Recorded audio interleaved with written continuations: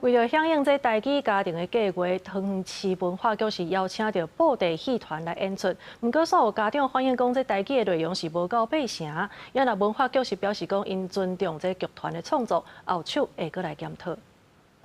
你这妖怪真正有个公公的呀！哼，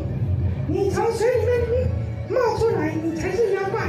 演这出布袋戏《落车闹东海》的是5洲桃园高江中剧团，这是由桃园市政府文化局主办的台语家庭计划庆典活动，也去引家长带囡仔做回来。哦，看完之后拨头发，你仔细看哦，它会侧个45度过来。有家长指出，剧团伫咧解说布袋戏特色和表演的时，多数讲华语，但是当初伫文化部网站有公告台语占8成是正常说无够，毋但互主角落车讲华语，也互其他时代甲歹人甲识讲台语，这也进一步强化社会对台语的刻板印象。台语团体嘛，呼吁桃园文化局应当负起监督的责任。文化局遐无方案会使，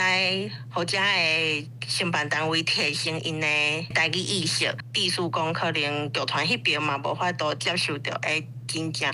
这个计划伊需要注意的所在安尼。针对无语言意识、台语比例和强化刻板印象的争议，剧团表示，经过一届的讨论，嘛，互因更加了解无共观众的想法。面对安怎兼顾表演和台语推广，因会过来改变做法。就是那个分寸，还有就是使用语言上面的方式，能不能够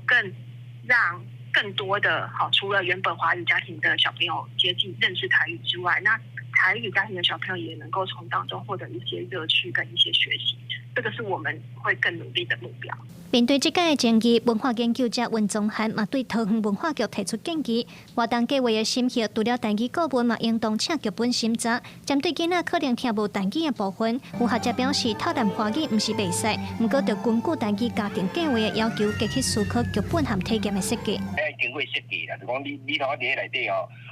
顺续教一寡讲迄落小声台语免来讲。因为这个计划伊上重要的就是第一个语言嘛，台语过来就讲，更加重要就讲要培养观众。主办单位桃园市文化局表示，尊重剧团的创作，要去做审查。这届的活动是响应文化部的台语家庭计划，才邀请剧团来，并无领补助。不过，伫咧现场有请人监督，文化局表示会搁进一步来检讨做法。记者卢昌如、谢桂林台北报道。